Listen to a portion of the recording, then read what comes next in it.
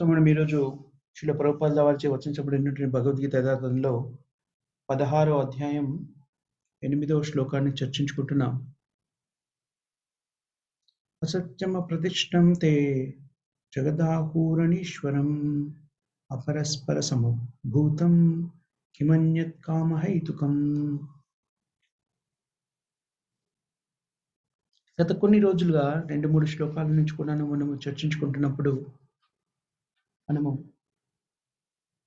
అసురులు మరియు సురులు వీళ్ళలో ఉండే గుణగణాల గురించి మనం మాట్లాడుకుంటున్నాం. నిన్న కూడా మనం మాట్లాడుకున్నాం. అసురుల యొక్క లక్షణాలు ఎలా ఉంటాయో మనం చర్చించుకున్నాం. న శౌచం న పిచాచారో న సత్యం తేస్సు విద్యతే. అసురులు అశుచి అంటే అపరిశుభ్రత. అది వాళ్ళ దురదృష్టం ఏంటంటే అపరిశుభ్రత ఉండడం అనేటువంటిది అసురుల్లో ఉండేటువంటి ఒక లక్షణం. అది బాహ్యంగా కానివ్వండి, అంతర్లీనంగా కానివ్వండి, అంతర్ముఖంగా కానివ్వండి, అపరిశుభ్రత, అశౌచం.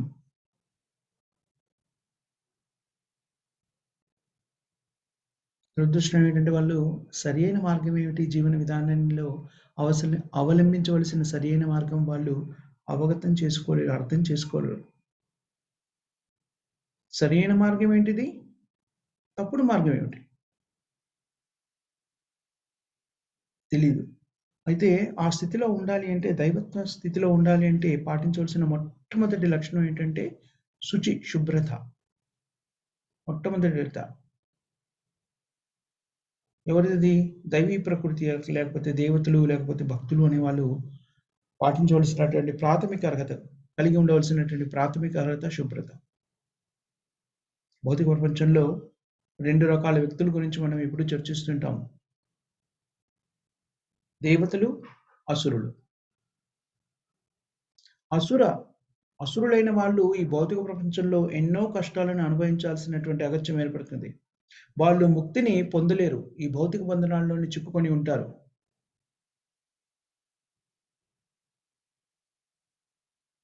మూఢా జన్మాని జన్మాని మాం అప్రప్యేవ.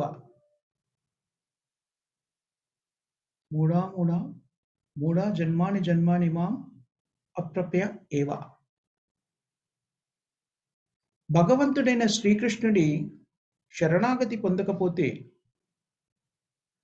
భౌతిక ప్రపంచంలోని మన కష్టాలు తీరిపోవు. అలా కంటిన్యూస్గా అలా ఉంటూనే ఉంటాయి. అన్ని రకాల కష్టాలన్నింటినీ కూడాను మనం భౌతిక ప్రపంచంలోనే ఉండి భౌతికమైన స్థితులని సవరించుకుంటూ వాటి నుంచి ముక్తి పొందాలనే ప్రయత్నం చేస్తున్నాం. కానీ అది సాధ్యం కాదు. అది శాస్త్రాల్లో చెప్పబడింది. దురాశయే బహిరార్థమని. దురాశయే బహిరార్థ మానిన. దురాశయే బహిరార్థ మానిన. దురాశ అంటే ఇంగ్లీష్లో హోప్లెస్నెస్ అంటారు. తెలుగులో ఏమని చెప్పాలి? దురాశయ అంటే హోప్లెస్నెస్ అంటే ఎలాంటి ఆశాజనకమైనటువంటి భవిష్యత్తు లేని దాన్ని దురాశయ అంటారు. గొప్ప రాక్షస స్వభావం కలిగిన వాళ్ళ గురించి మనం నేర్చుకుంటాం. రావణుడు కానివ్వండి, రావణుడు లాంటి అసురులను గురించి మనం మాట్లాడుకున్నప్పుడు తెలుసుకోవచ్చు. వాళ్ళు శాస్త్రాన్ని ఎప్పుడూ అంగీకరించరు, ఉల్లంఘిస్తూ ఉంటారు. శాస్త్రంలో చెప్పిన కొన్ని విధి విధానాలని దేనికి ఉపయోగిస్తారు? వాళ్ళ ఇంద్రియ తృప్తి కోసం మాత్రమే ఉపయోగిస్తారు, కానీ సంపూర్ణ శాస్త్రాన్ని స్వీకరించడానికి అంగీకరించరు. ఏమనుకుంటారు? భౌతికమైనటువంటి ఏర్పాట్ల ద్వారా శాస్త్రంలో చెప్పిన దాన్ని పాటించకుండా దాన్ని సాధించవచ్చు అనే ఊహాగానంలో ఉంటారు. ఎందుకని మనకు తెలుసు రావణుడు ఏమన్నాడు? ఎవరైనా సరే వేదాల్లో చెప్పినటువంటి విధులను నిర్వర్తించకుండానే ఎవరైనా సరే స్వర్గలోకానికి వెళ్ళాలనుకుంటే వెళ్ళడానికి కావాల్సినటువంటి మెట్లు కట్టడానికి ప్రయత్నం చేశాడు. భూలోకం నుంచి స్వర్గలోకానికి మెట్లు కడతానని బయలుదేరాడు. నిజానికి మనకి స్వర్గలోకానికి వెళ్ళొచ్చు, ఎవరైనా ఏ లోకంకైనా వెళ్ళొచ్చు. కానీ దానికి కొన్ని విధులున్నాయి. దానికి కొన్ని అర్హతలున్నాయి. అవి వేదశాస్త్రాల్లో స్పష్టంగా చెప్పబడింది. కానీ రావణుడు ఏం చేశాడు? ఆ విధులు, విధానాలు ఏమీ అక్కర్లేదు. మీరు వెళ్ళాలనుకుంటే ఇదిగో నేను మెట్లు కట్టేస్తాను. మెట్లెక్కి వెళ్ళిపోండి స్వర్గానికి.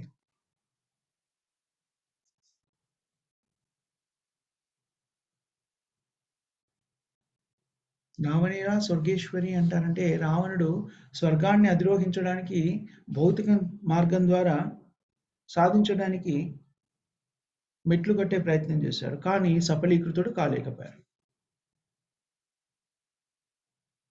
ఆధునిక విజ్ఞాన శాస్త్రంలో కూడా మనం చూస్తూ ఉంటాం. మేధావులు అని చెప్పుకుంటున్న వాళ్ళు ఏం చేస్తారు? రకరకాల ప్రక్రియల్ని ప్రకృతికి విరుద్ధంగా చేయాలనుకుంటారు. చంద్రలోకానికి వెళ్ళాలి అనుకుంటారు. కానీ అది సఫలీకృతం కాదు కూడా. దీనికి సంబంధించి ఇట్లా ప్రభుపాదుల వారి అనేకమైనటువంటి కొన్ని ఉపన్యాసాలున్నాయి. ప్రభుపాదుల వారు ఒక్కరే ప్రపంచమంతా కూడాను మనిషి చంద్రమండలానికి వెళ్లారు అని చెప్పి సంబరాలు చేసుకున్నప్పుడు ప్రభుపాదుల వారు ఒక్కరే చాలా దృఢ విశ్వాసంతో చెప్పారు. లేదు వాళ్ళు చంద్రమండలం వెళ్ళలేదు అని. ఎలా తెలుసు ప్రభుపాదుల వారికి? ఎందుకంటే ప్రభుపాదుల వారికి శాస్త్రం తెలుసు కాబట్టి, ఈ భౌతికమైనటువంటి ఇంద్రియాలతో మనము చంద్రమండలంలో ప్రవేశించలేము అన్న పరిజ్ఞానం ఉంది కాబట్టి, శాస్త్రాన్ని ఆధారంగా తీసుకొని మొత్తం ప్రపంచం అంతా చంద్రమండలానికి వెళ్ళిపోయాడు మనిషి అని చెప్పుకున్నా కూడాను, ఎలాంటి సంశయము లేకుండా కూడా శ్రీల ప్రభుపాదుల వారు చంద్రమండలానికి మనుషులు వెళ్ళే ఆస్కారమే లేదు అని చెప్పేశారు. అప్పుడు కొంతమంది వినలేదు. ప్రభుపాదులు కృష్ణ చైతన్య మార్గంలో ఉన్నవాళ్ళు కూడాను, ప్రభుపాదుల శిష్యులు కూడాను కొంతమంది ప్రభుపాదులు ఈ మాట చెప్పడంతోని దాన్ని స్వీకరించలేక భక్తి మార్గాన్ని కూడా వదిలేసి ప్రభుపాదులను వదిలేసి వెళ్ళిపోయిన వాళ్ళున్నారు. కానీ ఇప్పుడు మనం చూస్తున్నాం తర్వాతి శకంలో దానికి సంబంధించినటువంటి వివరాలన్నీ కూడా పుస్తక రూపంలో అనేక రకమైనటువంటి శాస్త్రవేత్తలు తెలియజేశారు. మనిషి చంద్రమండలానికి వెళ్ళాడు అనేటువంటిది $1 million big drama man ever went to moon అనేటువంటి ఒక పుస్తకం ప్రచురితమైంది. గొప్ప సైంటిస్ట్ రాశాడు. మనిషి ఎప్పుడు కూడా చంద్రమండలానికి వెళ్ళలేదని దాన్ని ఎందుకు ప్రచారం చేశారు అంటే అప్పటి రాజకీయ పరిస్థితులను బట్టి కొన్ని మిలియన్స్ ఆఫ్ డాలర్స్ దాని మీద ఖర్చు పెట్టారు. అది సఫలీకృతం కాకపోతే అప్పటి ప్రజాస్వామ్య పద్ధతిలో ఎన్నుకోబడినటువంటి అప్పటి రాజుకి తన రాజ్యాన్ని పరిపాలించేటువంటి అవకాశం కోల్పోతారు అని ప్రజలలో వాళ్ళకున్నటువంటి గౌరవ మర్యాదలు తగ్గిపోయి వాళ్ళు గెలవలేకపోయే అవకాశం ఉంది కాబట్టి వాళ్ళు దాన్ని ఒక స్టేజ్డ్ అంటే నిజానికి జరగలేదు కానీ అలా జరిగినట్టుగా ప్రజలందరినీ మభ్యపెట్టారు. సో ఈ శరీరంలో మనం ఎప్పుడైతే ఉన్నామో ఈ శరీరంలో ఈ భూలోకంలో ఉండడానికి కావలసినటువంటి అర్హతలను కల్పించి ఈ శరీరాన్ని మనకిచ్చారు. ఈ భూమండలంలో మనము సౌకర్యవంతంగా ఇలా ఉండగలము. ఈ శరీరం అందుకే నిర్దేశించబడింది. కానీ ఇదే శరీరంతో ఇంకో దగ్గరికి వెళ్ళాలి అంటే అది సాధ్యం కాదు ఇంకో ఖగోళానికి. అక్కడికి ఎవరైనా ఎక్కడికైనా వెళ్ళవచ్చు. కానీ దానికి కావాల్సిన అర్హతల్ని సమకూర్చుకోవాలి. ఆ అర్హతలు లేకుండా ఎవ్వరు కూడాను వెళ్ళలేరు. ఉదాహరణకి మనం చూడండి. ఇంకో మండలం దాకా అక్కర్లేదు. మనము భారతదేశంలో ఉన్నాము. అమెరికా వెళ్ళాలంటే అలాగే నేను వెళ్ళిపోతాను అని వెళ్ళి ఫ్లైట్‌లో కూర్చోలేం మనం. దానికి ముందు మనకు పాస్‌పోర్ట్ కావాలి. దానికి సంబంధించి వీసా కావాలి. ఆ ఇమ్మిగ్రేషన్ ప్రాసెస్ అంతా ముగిసిన తర్వాత వాళ్ళు అనుమతిస్తే అప్పుడు మనం వెళ్ళగలుగుతాం. ఈ ఖగోళంలోనే, ఈ భూలోకంలోనే ఉన్నటువంటి మరో దేశానికి వెళ్ళాలంటే ఇన్ని నియమ నిబంధనలు ఉన్నప్పుడు ఏ అర్హతలు లేకుండా నేను చంద్రమండలంకి వెళ్ళిపోతాను అంటే అది ఎలా సాధ్యమవుతుంది? సో, అది సాధ్యమయ్యే విషయం కాదు. ఇంకో గోళాలలోకి మనము మనంత మనంగా వెళ్ళలేము. దానికి అర్హతలను సంపాదించుకొని ఈ శరీరాన్ని త్యజించి అప్పుడు వెళ్ళొచ్చు. భగవద్గీతలో మనం చదువుకుంటాం. యాంతి దేవ వ్రతాన్ దేవాన్ పితॄన్ యాంతి ప్రతివ్రత.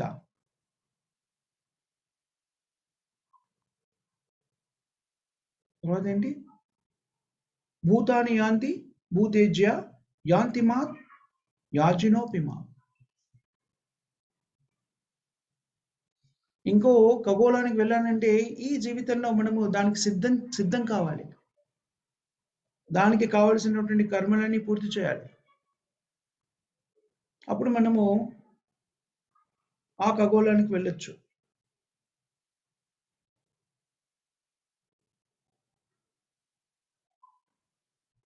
ఊర్ధ్వం గచ్చంతి సత్వస్థా మధ్యే తిష్టాంతి రాజస.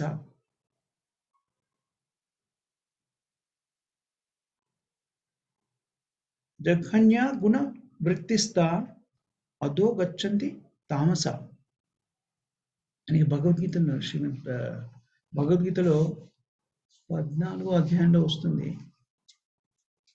ఈ విషయం. ఏ జీవాత్మ అయినా ఎక్కడికైనా వెళ్ళొచ్చు, ఎక్కడికి కావాలనుకుంటే అక్కడికి. కానీ అక్కడికి వెళ్ళడానికి కావలసినటువంటి అర్హతలను సంపాదించుకోవాలి. మనము బద్ధజీవులము. భౌతిక ప్రపంచము అంటేనే బద్ధ స్థితిలో ఉన్న జీవులకి మూల కారణం.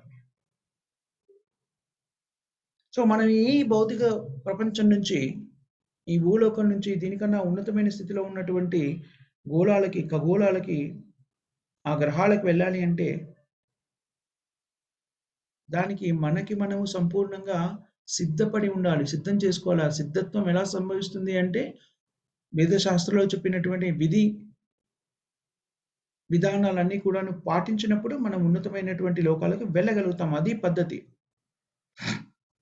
అంతేగాని ఒక రాకెట్‌నో, క్యాప్సూల్‌నో తయారు చేసుకొని దాంట్లో కూర్చొని ఇంకో గోళానికి వెళ్ళలేము. మనం ఉన్నతమైనటువంటి లోకాలకు వెళ్ళాలంటే మనము సిద్ధం చేసుకోవాలంటే దాని అర్థం ఏమిటి? సత్వగుణ, శౌచం, సత్యం, శౌచం, సత్వగుణ ఇవన్నీ కూడా ఏమిటి? బ్రాహ్మణ తత్వానికి ఉన్నటువంటి అర్హతలు. బ్రాహ్మణత్వాన్ని పెంపొందించుకోవాలి. ఆర్జవం, ఆస్తిక్యం, జ్ఞానం, విజ్ఞానం,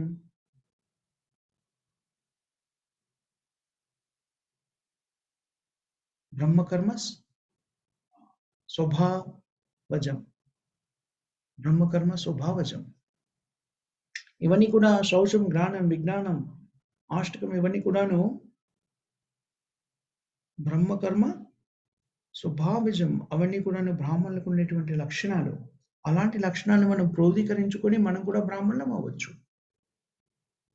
ఈ గుణాలన్నీ లేకపోతే సత్వగుణము మనము భూమి కన్నా ఉపరితలంలో ఉన్నటువంటి ఒక ఖగోళానికి కూడా చేరుకోలేము. ఇంకా ఈ ఖగోళానికి ఆవరణ ఉన్నటువంటి ప్రపంచంలో గురించి మాట్లాడాల్సిన అవసరమే లేదు. ఈ ఖగోళానికి బాహ్యంగా ఉన్నటువంటిది మొత్తం భౌతిక ఖగోళము, భౌతిక ప్రపంచం ఆవల ఉన్నది ఆధ్యాత్మిక ప్రపంచము. ఆధ్యాత్మిక ప్రపంచంలో మొట్టమొదటిగా మనకు కనిపించేది ఏమిటంటే బ్రహ్మజ్యోతితో స్థిరపడినటువంటిది. ఈ భౌతిక ప్రపంచంలో ఉన్నతమైన లోకము బ్రహ్మలోకము. దానిపైన ఉన్నది ఆధ్యాత్మిక లోకము. ఆధ్యాత్మిక లోకంలో ప్రాథమిక స్థితి ఏది అయితే బ్రహ్మజ్యోతి. ఆధ్యాత్మిక ఆకాశాన్ని బ్రహ్మజ్యోతి అని కూడా అంటారు. ఈ ఆధ్యాత్మిక ప్రపంచంలో వైకుంఠ లోకాలు ఉన్నాయి. దానికన్నా కూడా పైన ఉన్న లోకము గోలోక బృందావనం. మనం అక్కడికి వెళ్ళొచ్చు. భగవంతుడైన కృష్ణుడు చెప్తున్నాడు కదా, మధ్యాజీనోపి అంతిమాం. ఆ విధంగా మనము మన జీవితాన్ని సిద్ధం చేసుకుంటే మనము భగవద్ధామాన్ని కూడా చేసుకోవచ్చు. దానికి అభ్యంతరం ఏం లేదు, అడ్డంకులు ఏం లేవు. దానికి చేయవలసింది ఏమిటి? భగవద్ధామాన్ని చేరుకోవాలంటే మనము శుద్ధి చేసుకోవాలి. ఆ శుద్ధి చేసుకునే పద్ధతి ఏమిటి అంటే భక్తి మార్గం. సర్వోపాధి వినిర్ముక్తం తత్పరత్వేన నిర్మలం. హృషికేశ సేవనం హృషికేశ సేవనం భక్తి రుచ్యతే. సర్వోపాధి వినిర్ముక్తం తత్పరత్వేన నిర్మలం. చైతన్య చరితామృతంలో చెప్పబడింది ఇది. వైకుంఠ లోకాలకి కానీ గోలోక బృందావనానికి కానీ వెళ్ళాలి అనుకుంటే, ఈ భౌతిక ప్రపంచానికి ఆవలనున్న ఆ ప్రపంచానికి మనం వెళ్ళాలి అనుకుంటే మనం చేయవలసిన పని ఏమిటి? మనం శుద్ధి చేసుకోవాలి. సర్వోపాధి వినిర్ముక్తం. అన్ని ఉపాధుల నుంచి విముక్తిని పొంది తత్పరత్వేన నిర్మలం.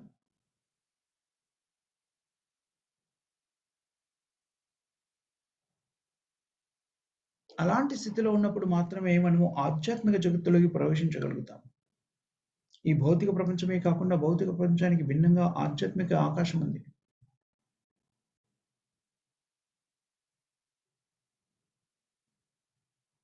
పరాస్తస్మాస్తు భావ అన్యావ్యక్తో వ్యక్తాత్ సనాతన. ఈ సమాచారం అంతా కూడా మనకి భగవద్గీతలో చెప్పబడింది.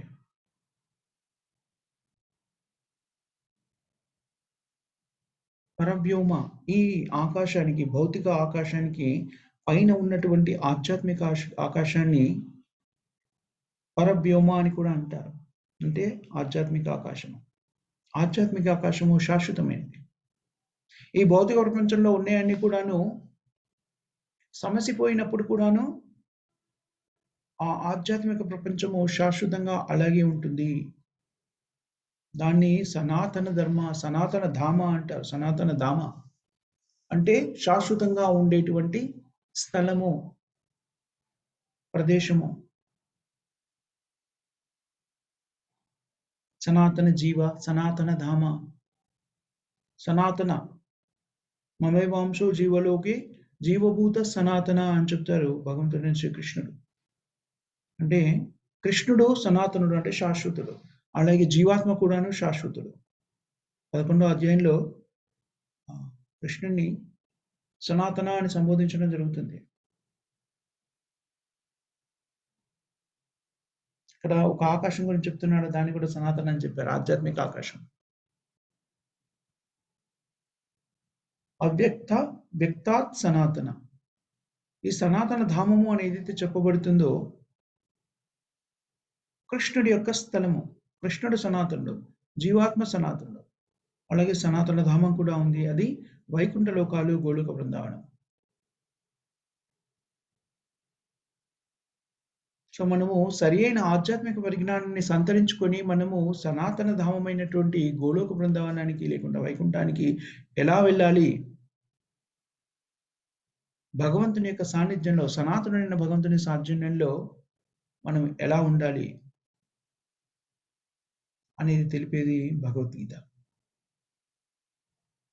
దాన్ని, ఈ పద్ధతులన్నీ తెలిపేదాన్ని ఏమంటారు అంటే సనాతన ధర్మము అని కూడా అంటారు. సనాతన ధర్మానికి ఇంకొక నిర్వచనం, సనాతన ధర్మానికి నిర్వచనం ఏమిటి అంటే సనాతనుడైన మనము, సనాతనుడైన భగవంతుడి సనాతన ధామానికి ఎలా చేరుకోవాలి చెప్పేది సనాతన ధర్మం.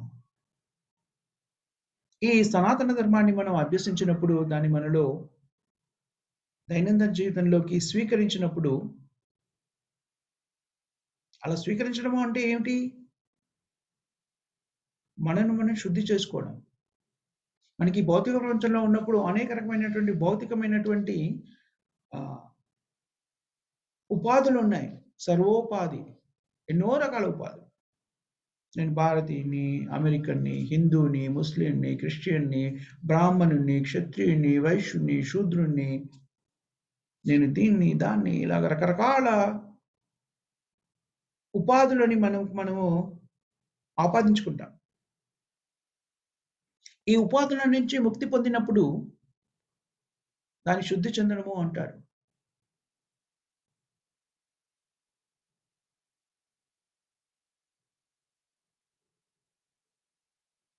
శ్రీ చైతన్య మహాప్రభు మధ్యలీలలో చెప్తారు, నేను బ్రాహ్మణుని కాదు, నేను క్షత్రియుని కాదు, నేను శూద్రుని కాదు, నేను సన్యాసిని కాదు, బ్రహ్మచారిని కాదు, నేను కేవలము గోపీభృత పదకమలయోర్ దాస దాసానుదాస.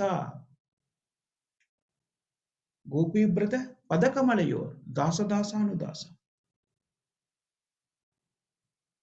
శ్రీకృష్ణుని పాదాల వద్ద సేవకులుగా ఉన్న సేవకుల యొక్క సేవకుల యొక్క సేవకుల యొక్క సేవకుల యొక్క సేవకులు.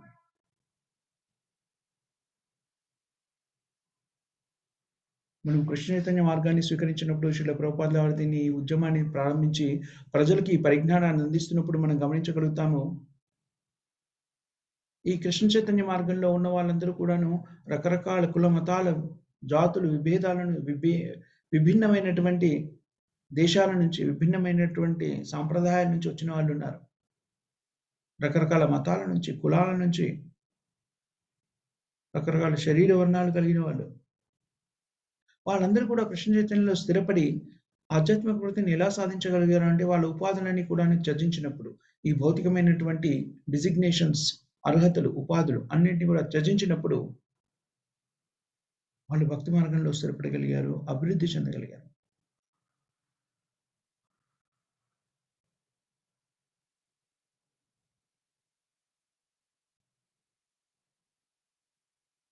మనం ఈ భౌతికమైనటువంటి ఈ ఉపాధులన్నిటి కూడాను మనము ఈ భౌతికమైనటువంటి శరీరంతో గుర్తుంచుకున్నప్పుడు వాటినన్నిటి కూడాను కలిగి ఉంటాము. వాటి గురించి సంభాషిస్తుంటాము.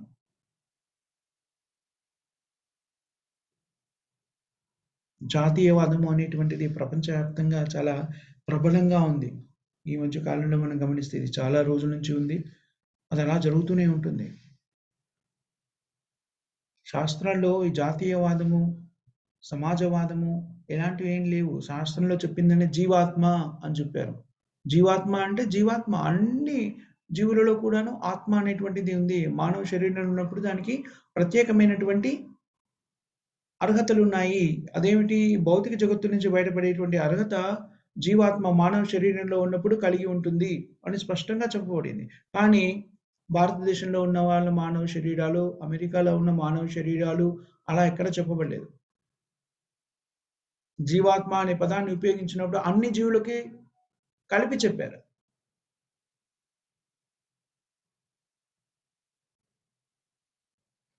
శాస్త్రము దీన్ని అలా వర్గీకరణ చేసి చెప్పలేదు. ఎందుకనంటే ఈ శాస్త్రం ఏదైతే ఉందో అది అందరికీ కూడా వర్తించేటువంటిది.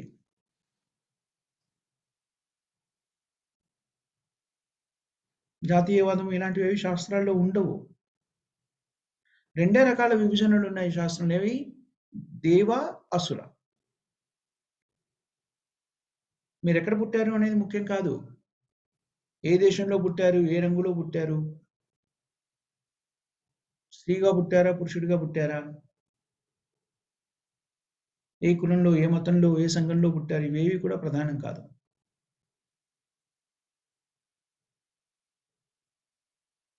ఉదాహరణకు మీరు బ్రాహ్మణ కుటుంబంలో పుట్టారనుకోండి, మీరు అసురులు కాదు అని చెప్పడానికి ఏం లేదు.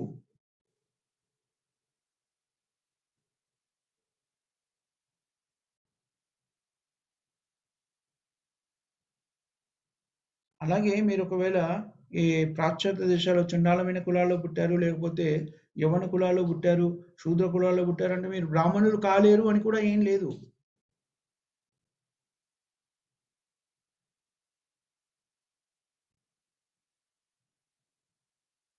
కృష్ణుడు చాలా ఓపెన్‌గా అందరికీ అర్థమయ్యేలా చెప్పాడు. మాంగి పార్థ వ్యపస్థిత్య ఏపిష్యో పాపయోనినా. పాపయోని అంటే హీనమైన పుట్టుక. శాస్త్రాల్లో ఈ విషయం చెప్పబడింది. కిరాటకులు, ఉనాంధ్రులు, పులీంద్రులు, పుల్కసులు, యవనులు, కాషండులు ఇవన్నీ కూడాను శ్రీమద్ భాగవతంలో చెప్పబడ్డాయి. వీళ్ళందరినీ కూడా చండాలులు అంటారు. వాళ్ళు శూద్రుల కన్నా హీనమైన స్థితిలో ఉన్నవాళ్ళు అని అర్థం.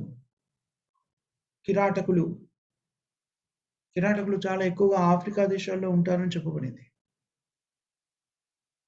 నలుపు రంగులో ఉంటారు శరీర చాలా సార్లు.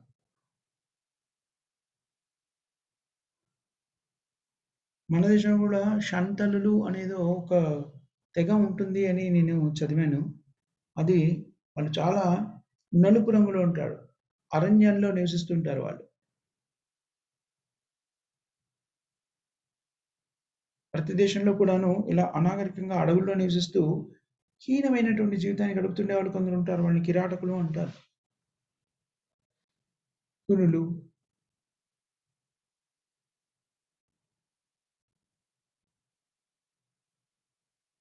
కిరాటక, పులింద, పులస్క, భీర, శుంభ, యవన ఇలాంటివి రకరకాల తెగలున్నాయి. కానీ సుఖదేవ గోస్వామి శ్రీమద్ భాగవతంలో స్పష్టంగా చెప్తారు. వీళ్ళందరూ కూడాను శుద్ధి చెందవచ్చును.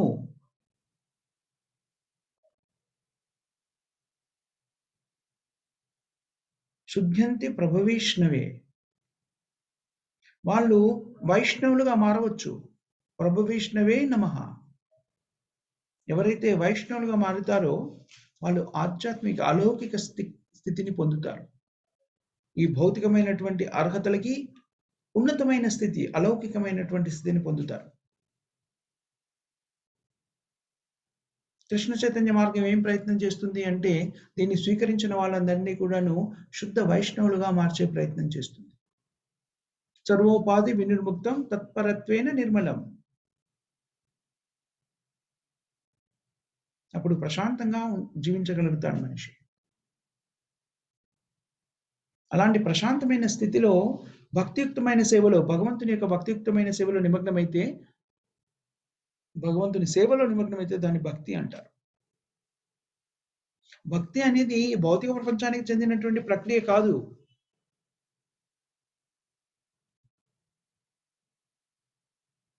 సగుణం సమతిత్యాయితం బ్రహ్మ భూయాయ కల్పతే. పరమసత్యానికి దరిదాపుల్లోకి చేరుకొని సేవలో నిమగ్నం కావాలి అంటే భక్తి మార్గాన్ని స్వీకరించాలి.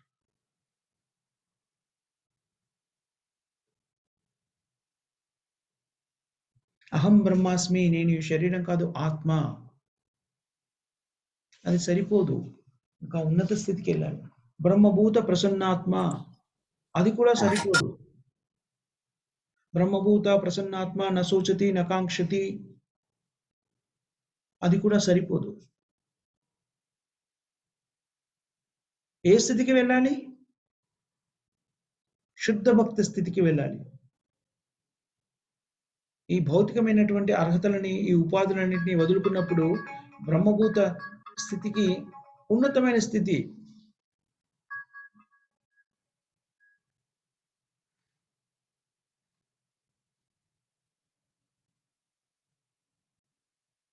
చేరుకోగలిగినప్పుడు మాత్రమే మనం భక్తియుక్త సేవలో నిమగ్నం కాగలుగుతాం. బ్రహ్మభూత ప్రసన్నాత్మ న శోచతి న కాంక్షతి సమస్సర్వేషు భూతేషు. భౌతిక జగత్తు అంటేనే శోచతి, ఎప్పుడు కూడా శోచతి కాంక్షతి, ఇవి రెండు ఉంటాయి. దాని గురించి ఆలోచిస్తుండము, ఏదో ఒక కోరికని కలిగి ఉండడము, దాన్ని పొందడానికి ఆ ఆపేక్షను పూర్తి చేసుకోవడానికి ప్రయత్నం చేయడం. భౌతిక ప్రపంచంలో ఉన్న వ్యక్తులందరూ కూడా ఎప్పుడు ఏదో ఒకటి కావాలనేటువంటి స్థితిలో ఉంటాడు, దాన్ని పొందడానికి ప్రయత్నం చేస్తుంటారు. విచిత్రం ఏమిటి అంటే, మన దగ్గర ఉన్నదాన్ని ఉందనుకుని దాన్ని సంతృప్తి చెందము, దానికన్నా ఉన్నతమైనది కావాలని ప్రయత్నం చేస్తుంటాము.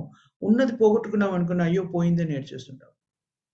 రెండు విధాలుగా ఎప్పుడు కూడాను ఈ వేదనల్ని అనుభవించడం అనేటువంటిది భౌతిక జీవనం యొక్క లక్షణం.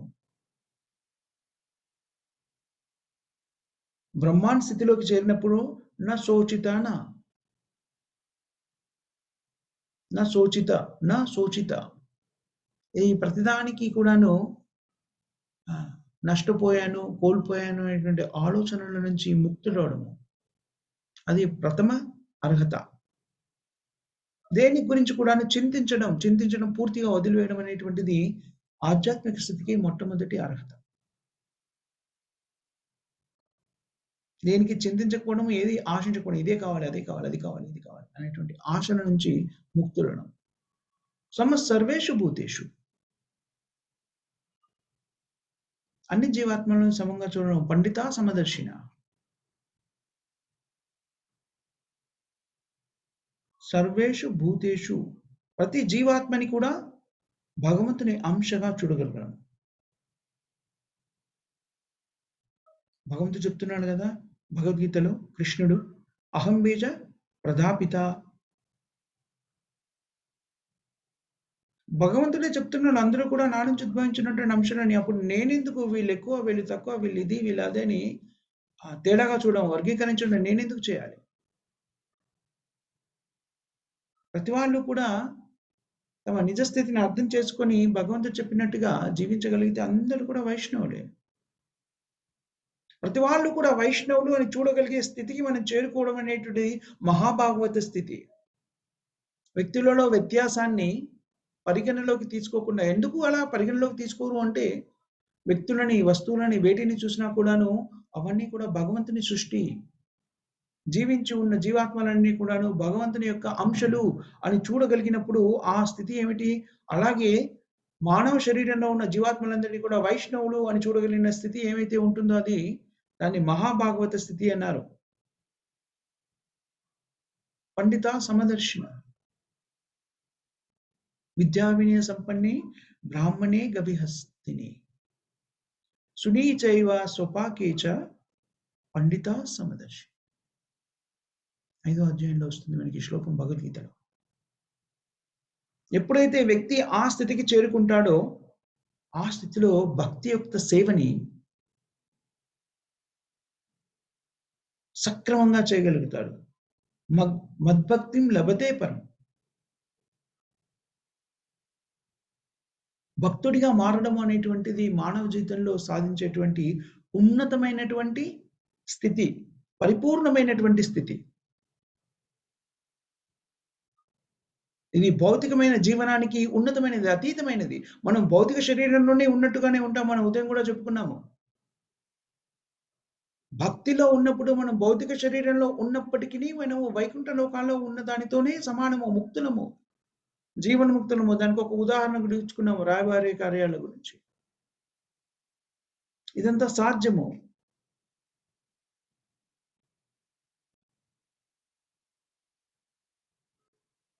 ప్రతి వాళ్ళు కూడా భౌతిక ప్రపంచంలో ఉన్న ప్రతి వ్యక్తి కూడాను ఆధ్యాత్మిక జగత్తుకు వెళ్ళడానికి అర్హత కలిగి ఉన్నవాళ్ళే.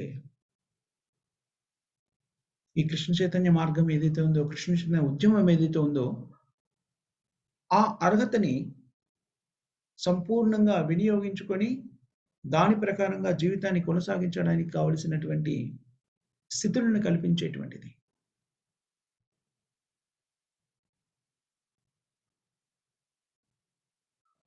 కృష్ణ చైతన్య మార్గం ఏమిటి? ఉద్యమం ఏంటంటే కృష్ణుడి యొక్క నిర్దేశిత కృష్ణుడికి ఏదైతే కావాలో దాన్ని చేయడానికి ప్రయత్నిస్తుంది. అదే ఉద్యమం. కృష్ణుడి కోరిక ప్రకారంగా దానిని లక్ష్యంగా చేసుకొని నిర్వహించబడుతున్నటువంటి ఉద్యమము కృష్ణ చైతన్య ఉద్యమం. ఇది కృష్ణుడికి కావాలి. ఇది ప్రచారము ప్రజలందరికీ తెలియాలి. వాళ్ళందరూ కూడాను భక్తి మార్గంలో ఉండాలని కృష్ణుడు కోరుకుంటున్నాడు. మామీ పార్థ వ్యప వ్యప వ్యాపాస్త్రిత్యయే విష్ణు పాపయోనిన. పాపయోనిన అంటే భౌతికమైనటువంటి స్థితులలో అనేక రకాలైనటువంటి క్లేశాలను అనుభవించే వ్యక్తుల్ని పాపయోనిలో ఉన్నవాళ్ళు. భౌతిక ప్రపంచంలో ఉన్న వాళ్ళందరూ పాపయోనిలోనే ఉంటారు, ఉచ్చయోనిలోనే ఉంటారు.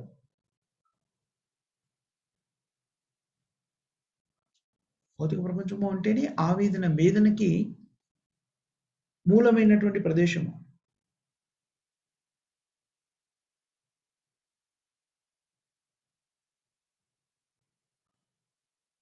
అలాంటి పాపయోనిలో జన్మించిన వాళ్ళు కూడాను ముక్తులవ్వచ్చు.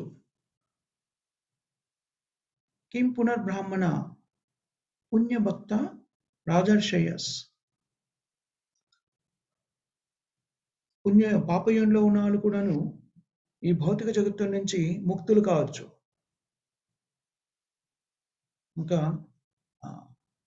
సరియైన స్థితిలో మనుషులుగా జీవిస్తూ బ్రాహ్మణ, పుణ్య, రాజర్ష, క్షత్రియ, బ్రాహ్మణ, క్షత్రియ ఇలాంటి వాళ్ళందరూ తప్పకుండా ఉన్నత స్థితిని చేరుకోగలుగుతారు. కానీ ఈ కలియుగంలో అలాంటి అర్హతలు కలిగినటువంటి బ్రాహ్మణులు కానీ, క్షత్రియులు కానీ ఎవరు లేరు. కలో శూద్ర సంభవ. కలియుగంలో ప్రతి వాళ్ళు కూడాను శూద్రులే. దాదాపు అందరూ శూద్రులే.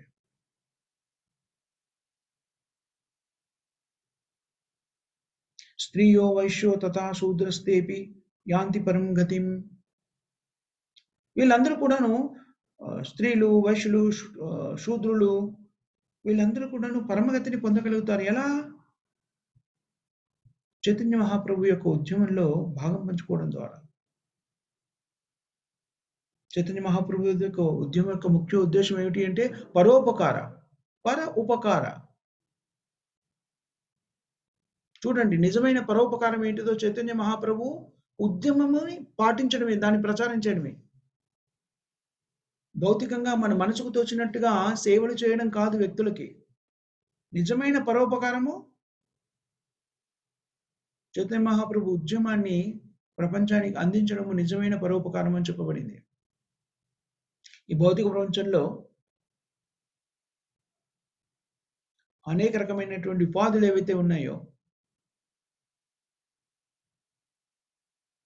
ఈ భౌతిక ప్రపంచంలో అభివృద్ధి పథము అని ఏదైతే చెప్పబడుతుందో అవన్నీ కూడాను భౌతికంగా అభివృద్ధి చెందడం అనేది కూడాను మన కష్టానికి కారణభూతమవుతుంది. మనం ఇలా కష్టపడడాన్ని చూసి కృష్ణుడు నొచ్చుకుంటాడు. చాలా అసంతోషంగా ఉంటాడు కృష్ణుడు మన కష్టాన్ని చూసి. ఎందుకంటే మనమంతా కూడా కృష్ణుడి యొక్క సంతానం. ఆలోచించండి, మన సంతానం ఎవరైనా కూడాను ఇష్టారాజ్యంగా మనం చెప్పిన మాట ఏది వినకుండా ఇష్టారాజ్యంగా ప్రవర్తిస్తూ అనేక కష్ట నష్టాలకి వాళ్ళే కారణభూతం అవుతున్నారనుకోండి, మనం ఆనందంగా ఉంటామా? మన పుత్రులు, మన సంతానం ఎవరైతే పుత్రులు, పుత్రికలు మన సంతానం కష్టాల్లో ఉన్నప్పుడు మనం కూడా ఆ కష్టాన్ని అనుభవిస్తూ ఉంటాము. వాళ్ళు బాధలు పడుతుంటే మనం కూడా ఆ బాధను అనుభవిస్తూ ఉంటాము.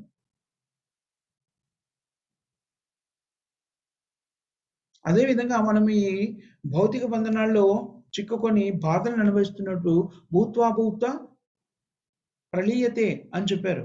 భూత్వా భూత ఒకసారి ఒక జన్మ, ఇంకోసారి మరో జన్మ, ఉన్నతమైన లోకాల నుంచి కింది లోకాలు, కింది లోకాల నుంచి పై లోకాలు ఇలా తిరుగుతూ అనేక రకాలని కష్టాలను అనుభవిస్తుంటే మనతో పాటు భగవంతుడైన కృష్ణుడు కూడా వేదనాభరితుడవుతాడు. పుడుతూ ఉంటాము, మరణిస్తూ ఉంటాం, మళ్ళీ పుడుతుంటాం. ఇది మంచి స్థితి కాదు. తథా దేహాంతర ప్రాప్తి ధీరస్తత్ర నముహ్యతే. ఒక శరీరాన్ని వదిలేసి మరో శరీరాన్ని పొందడం. ఇది నిజంగా పెద్ద సంకటం మనకి. కానీ ఈ భౌతిక ప్రపంచంలో ఉన్నటువంటి సో కాల్డ్ ఇంటెలిజెంట్ ఫెలోస్, శాస్త్రవేత్తలు కానివ్వండి, రాజకీయవేత్తలు కానివ్వండి, వీళ్ళకి పరిజ్ఞానం ఉండదు. తెలుసుకోవాలని కూడా అనుకోరు. అందుకనే వారిని ప్రభుపాదుల వారు ఆంగ్లంలో సంభాషిస్తున్నప్పుడు రాస్కెల్స్ అంటారు. మూఢులు, అజ్ఞానులు. వాళ్ళు భౌతికమైనటువంటి పరిజ్ఞానం ఏదైతే సంతరించుకున్నాడో దాన్ని చూసి చాలా గర్వపడుతుంటాడు. ఓహ్! ఆధునిక విజ్ఞాన శాస్త్రం ఎంతో అభివృద్ధి చెందింది అని విర్రవీగుతుంటారు. కానీ చాలా చిన్న సత్యాన్ని గ్రహించరు. అది భగవద్గీతలో చెప్పింది దేహినోస్మిన్ యదా దేహే కౌమారం యవ్వనం జరా తథా దేహాంతర ప్రాప్తి. తథా దేహాంతర ప్రాప్తి. ధీరస్తత్ర నముహ్యతే. ఈ శరీరం తర్వాత మరో శరీరం అనేటువంటిది లభిస్తుంది.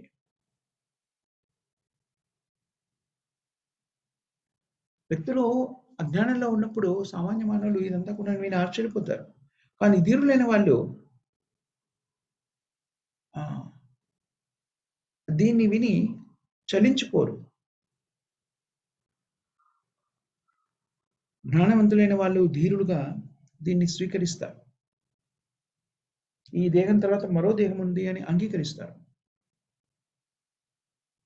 దానికి ఉదాహరణ కూడా ఇదే శ్లోకం, దేహినోస్మిన్ యదా దేహే కౌమారం యవ్వనం జరా. కౌమార ప్రాయం నుంచి యవ్వన ప్రాయానికి, యవ్వన ప్రాయం నుంచి వృద్ధాప్యానికి ఎలాగైతే మన శరీరము పరివర్తన చెందుతుందో అదే విధంగా ఈ శరీరము ఉపయోగించడానికి అనువుగా లేనప్పుడు దీన్ని త్యజించి మరో శరీరాన్ని జీవాత్మ స్వీకరిస్తుంది. కౌమారం యవ్వనం జరా. తథా అదే విధంగా దేహాంతర ప్రాప్తి, దేహం అంతం చెందిన తర్వాత మరో దేహం లభిస్తుంది. దేహాంతర ప్రాప్తి ధీరస్తత్ర నముహ్యతే. అలాగే మరో దేహం లభిస్తుంది కాబట్టి ధీరులైన వాళ్ళు, ఈ పరిజ్ఞానం ఉన్న వాళ్ళు మృత్యుని చూసి చలించిపోరు, దానివల్ల చింతించరు.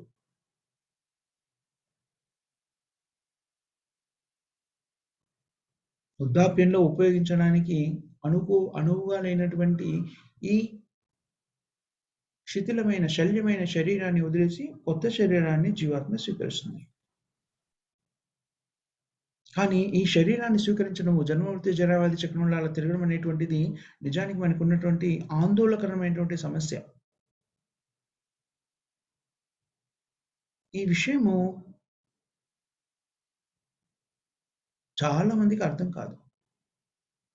ఏమిటంటే ఈ జన్మ మృత్యు జరావ్యాధి చక్రం ఏదైతే ఉందో అది పెద్ద సమస్య. ఆ సమస్యని మనం ఆపొచ్చు. ఆ సమస్య నుంచి బయటపడొచ్చు. త్యక్త్వా దేహం పునర్జన్మ నైతి మామేతి సోజున. జన్మ కర్మ చమే దివ్యం ఏవం యో వేత్తి తత్వత త్యక్త్వా దేహం పునర్జన్మ నైతి మామేతి సోజున. దాన్ని ఆపొచ్చు. హౌ? ఎలా? కేవలము కృష్ణుడి గురించినటువంటి పరిజ్ఞానాన్ని సంతరించుకోవడం ద్వారా జన్మ కర్మ చమే దివ్యం భగవంతుని యొక్క అవతరణ, పుట్టుక, జన్మ, కర్మ, అతని యొక్క దివ్య లీలలు, అతని యొక్క కర్మలు అంటే చేసే పనులు అవన్నీ కూడా దివ్యమైనవి. యోజనాంతి తత్వత. అవి సరిగ్గా అర్థం చేసుకున్న వాళ్ళు త్యక్తాదేహం పునర్జన్మ. ఈ దేహాన్ని వదిలిపెట్టిన తర్వాత మళ్ళీ పునర్జన్మ పొందాల్సిన అవసరం ఉండదు. కేవలం కృష్ణుడిని అర్థం చేసుకునే ప్రయత్నం చేస్తే చాలు. అది కృష్ణుడే స్వయంగా చెప్తున్నాడు. ఇక్కడ కష్టం ఏముంది? కృష్ణుడిని అర్థం చేసుకోవడానికి ఉన్న కష్టం ఏంటి? మనం ఏది ఊహించక్కర్లేదు. కృష్ణుడు ఇలా ఉంటాడేమో, అలా ఉంటాడేమో, ఈ రూపంలో ఉంటాడేమో, ఆ రూపంలో ఉంటాడేమో, ఇవి ధరిస్తాడు, ఏమీ అక్కర్లేదు. శాస్త్రంలో అన్నీ చెప్పారు. మన సొంత బుర్రను ఉపయోగించి కొత్త కొత్త సృష్టి ఏమీ చేయక్కర్లేదు. కృష్ణుడు ఇలా ఉంటాడు, అలా ఉంటాడు, ఈ రకంగా ఉంటాడు, ఏమి ఊహించక్కర్లేదు.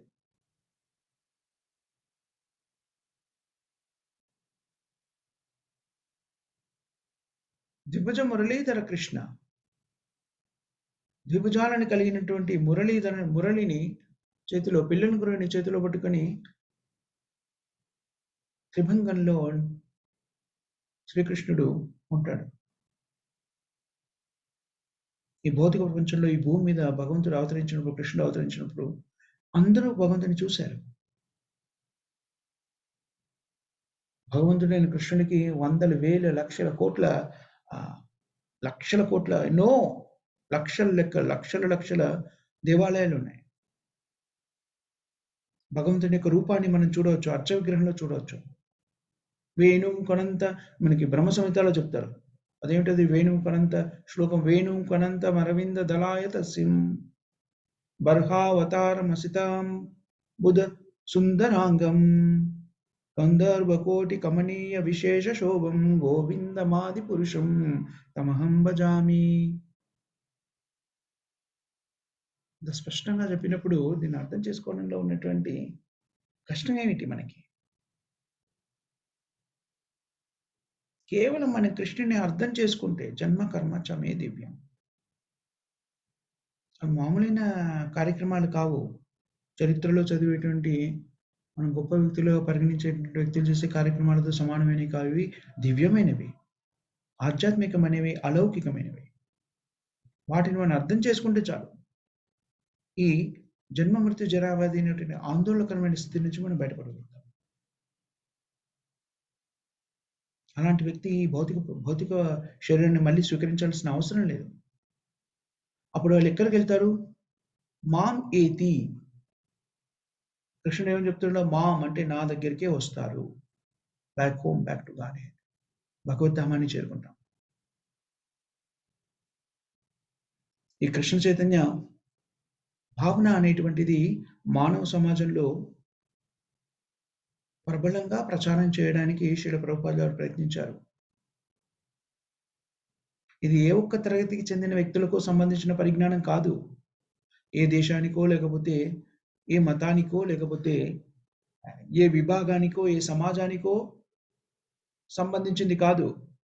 ఇది అందరికీ ఉద్దేశించబడింది. ప్రతి ఒక్కరూ స్వీకరించవలసింది.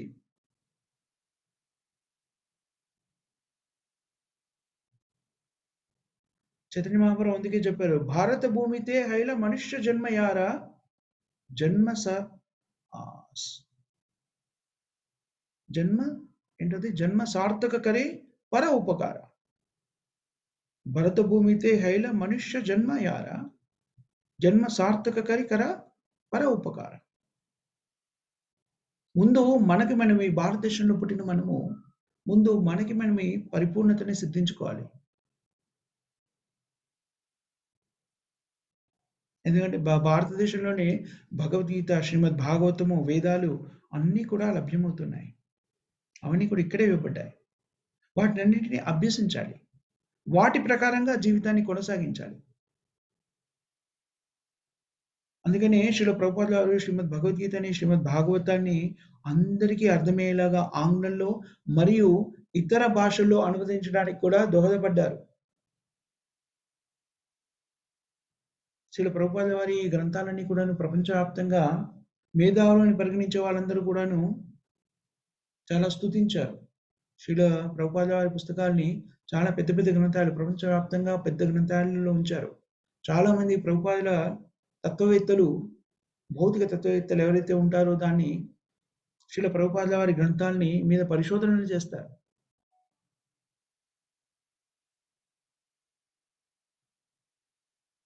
అందుకని భారతదేశంలో పుట్టిన వాళ్ళ యొక్క ముఖ్యమైనటువంటి లక్ష్యం ఏమని చైతన్య మహాప్రభు చెప్పారు? వాళ్ళు చేయవలసినటువంటి యారే దేకే తారీఖాయే కృష్ణ ఉపదేశ. ప్రతి ఒక్కరు భారతదేశంలో మనకి ఈ భగవద్ ధర్మం తెలిసిన మనమందరం కూడా గురువులుగా మారొచ్చు. అమర ఆజ్ఞ గురు హానతారాయే దేశ ఏ ఆదేశ. చైతన్య మహాప్రభు చదువు నా ఆజ్ఞ ప్రకారంగా మీరంతా ఈ తత్వాన్ని పాటిస్తూ ఈ తత్వాన్ని నేర్చుకుని గురువులుగా మారి ప్రపంచానికి సందేశాన్ని ఇవ్వండి. ఎక్కడికైనా వెళ్ళండి. ఏమని చెప్తున్నాడు? యారే దేకా తారే కహా కృష్ణ ఉపదేశ. ఎక్కడికి వెళ్ళినా ఏం చేస్తున్నా కూడా మీరు ఎవరిని కలిసినా ఎవరిని చూసినా కూడాను కృష్ణుడికి సంబంధించిన పరిజ్ఞానాన్ని ఇవ్వండి. చాలా సున్నితమైన, చాలా సరళమైనటువంటి విషయం ఇది. ఎవరిని కలిసినా సరే.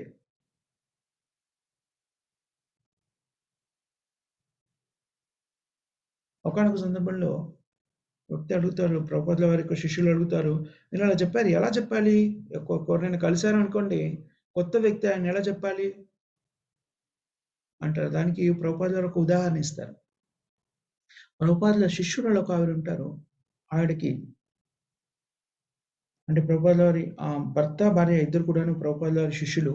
వేద గృహస్థులుగా జీవిస్తున్నారు. వేద శాస్త్రాన్ని అనుసరించి ప్రభుపాదుల ఆజ్ఞతోని వాళ్ళు వివాహం చేసుకొని జీవితాన్ని గృహస్థులుగా జీవితం గడుపుతున్నారు. వాళ్ళకి ఒక శిశువు జన్మిస్తుంది. ఆమెకు 3 సంవత్సరాలే ఉంటాయి ఆ శిశువుకి. ఆమె వాకిట్లో కూర్చొని ఉదయమే లేచి అలా వెళ్తూ ఉన్నారనుకోండి, ఎవరైనా రోడ్డు మీద అలా వెళ్తున్న వాళ్ళందరికీ కూడాను ఆమె చెప్పేది, "do you know Krishna is the supreme personality of God." మీకు తెలుసునా? దేవాది దేవుడు భగవంతుడు ఎవరో మీకు తెలుసునా? శ్రీకృష్ణుడు భగవంతుడు అని చెప్పేది. అదొక్కటే చెప్పేది, ఏం లేదు. అలా వెళ్తున్నాడికి అందరికి పిలిచి చప్పట్లు కొట్టి పిలిచేది నవ్వుతూ. వాళ్ళు చిన్న పాప కదా, అందరూ ఆకర్షితులై వెళ్ళేవాళ్ళు. వెళ్ళగానే ఏం చెప్పేది? "మీ అందరికీ తెలుసునా? శ్రీకృష్ణుడు దేవాది దేవుడు" అని చెప్పేది. శ్రీల ప్రభుపాదుల వారు ఆ ఉదాహరణ ఇచ్చి చెప్పేవారు. అది కూడా ఏమిటి? అలా చెప్పడం కూడాను యాక్చువల్లీ బోధననే, అది కూడా ప్రీచింగే. సో మన స్థాయిని బట్టి మనకి ఎంత పరిజ్ఞానం ఉంటే అంత భగవంతునికి చెందినటువంటి సమాచారాన్ని ఎదుటి వాళ్ళకి అందించే ప్రయత్నం చేయాలి.